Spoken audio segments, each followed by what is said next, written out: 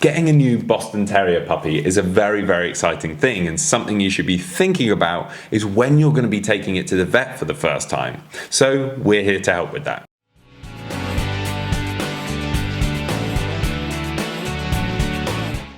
Welcome back to the Fenrir Boston Terrier Show. My name's Joe and I'm a certified canine leader here at FenrirCanineLeaders.com. We are dedicated to helping you learn everything you could possibly want to know about the Boston Terrier and then how to become a high-level canine leader so you can raise your very own. So if you're new here, don't forget to subscribe and turn on that notification bell so you never miss a future upload. Planning is so key when you're bringing a new Boston Terrier puppy into your home, and something you should be planning in is that first vet appointment. So today we're going to be tuning into a webinar that the canine behaviorist and founder of FenrirCanineLeaders.com, Will, has recorded all about when you should be taking your dog to the vet for the first time. So then let's dive into today's Quickfire Webinar, and we will begin with the importance of proactively planning your first visit to your local vet with your new puppy. So what does proactive planning for puppy parents look like? Well, it is safe to say that your new life will change once your puppy comes home to you. More often than not, even seasoned dog owners are surprised about how much time and careful planning it takes to raise a puppy. And yet they bring so much joy into our lives that we would not have it any other way. There are a few ways to make life as a puppy parent easier, and one of them is being proactive. Carefully planning what your puppy will need before bringing them home. Proactive planning includes puppy-proofing your house and garden, buying baby gates, a playpen, a crate, and everything else that your new dog will need. But even more importantly, you want to schedule their vet visits well ahead of time. And not just the very first one either. Ideally, the dates for all appointments your puppy will need should be marked in your agenda or on the calendar hanging in the kitchen wall. In this way, you can have full focus on the job at hand, engaging with your new dog, bonding with them, house training them, and teaching them all those amazing first basic commands. So then, let's talk about your puppy's first vet visit. Now, some dogs are afraid of vet appointments because they have learned to associate them with being poked and prodded and having needles stuck into them. And you do not want your puppy to be scared of the vet. A visit to the clinic should be a positive experience for them, not something that they should dread. The easiest way to achieve this is going there with your puppy at least one time before their first vaccination is due. Whilst you're at the clinic for your introductory visit, ask the staff to pet and handle your puppy. Play with them a bit and give them some treats. Of course, whilst doing so, keep them away from other potentially unvaccinated dogs. For example, by holding them in your arms rather than letting them walk on the floor. Now, in this way, you are actively taking advantage of your puppy's early socialization phase whilst also keeping them safe.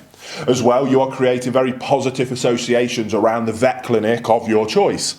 And in this way, your puppy will learn that vets and visits to the vets are something to enjoy and not something that they ever need to be afraid of. So then, your puppy's second and third vet visits moving onwards. And if you're buying a pedigree puppy, the breeder's own vet will have chipped, vaccinated and dewormed all puppies between the age of 6 and 8 weeks. The exact dates of this first set of treatments should be marked on their pet passport, together with the recommended dates for the 2 follow-up vaccination boosters. These boosters should be spaced apart between 21 and 28 days from one another. All you have to do then is to contact your own vet and to make 2 appointments, one of each set of vaccination boosters. Once 21 to 28 days have passed since the date of your puppy's first vaccination, you will find yourself at the vets for this first booster. By that time, your dog will be around 12 weeks old, and this same injection will be repeated around the age of 16 weeks old. Some vets even recommend an additional booster vaccination when the dog is 20 weeks old. On top of these 2 jabs, the vet will vaccinate against rabies, usually again between the age of 12 and 16. So then, now let's look at an approximate schedule for your puppy's trips to the vet clinic so you can really get a grasp of it. So vet visit number 1 with your 8-week-old puppy. This is the social occasion we spoke about earlier, which allows your dog to become familiar with the clinic and the personnel there. Vet visit number 2 with your 12-week-old puppy for the first set of their vaccination boosters. Vet visit number 3 with your 16-week-old puppy for the second set of vaccination boosters. And and, if recommended by your vet, vet visit number 4 with your 20-week-old puppy for an even third set of vaccination boosters. Now, young puppies also need to be protected against inner and outer parasites such as intestinal worms, heartworms, fleas, ticks, mites, and insect bites. The good thing about these treatments is that they do not require separate vet visits. Either your vet will apply the appropriate medication themselves as part of your consultation, or they will package them up for you. In which case, you want to make sure they write down exactly when you need to give them the medication, exactly how much of it to give, and whether it should be with food or on an empty stomach. Usually, parasite medication for puppies is given in the form of a tasty pill that your dog will usually eat without problem.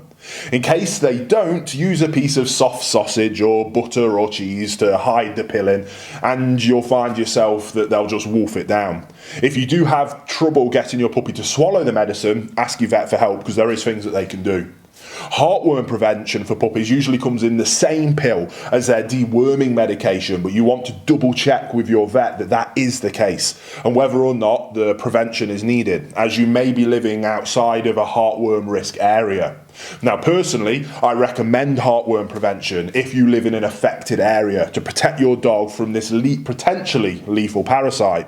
Now, by the way, puppies up to 12 months cannot be vaccinated against heartworm yet. Therefore, prevention is the only option until they have reached that kind of adult weight. So then, I know that is a lot to take in, and that does wrap up our quick fire webinar discussion of what age your puppy will need to see the vet and for what reason. What we said here is designed just as a quick overview. We're not vets, and we advise you to check with your local veterinarian as to which jabs and other treatments are advisable for you and for your puppy to take. So I hope you did enjoy it, and I can't wait to see you on another webinar episode. There you have it, guys. Some really useful information from Will there, all about when you should be taking your Boston Terrier to the vet for the first time. I really hope you enjoyed today's video. If so, get involved in the comments down below, as we would love to hear from you. Don't forget to subscribe and turn on that notification bell, as we have 2 dedicated videos coming here every single week. So I can't wait to see you in the next episode of the Fenrir Boston Terrier Show.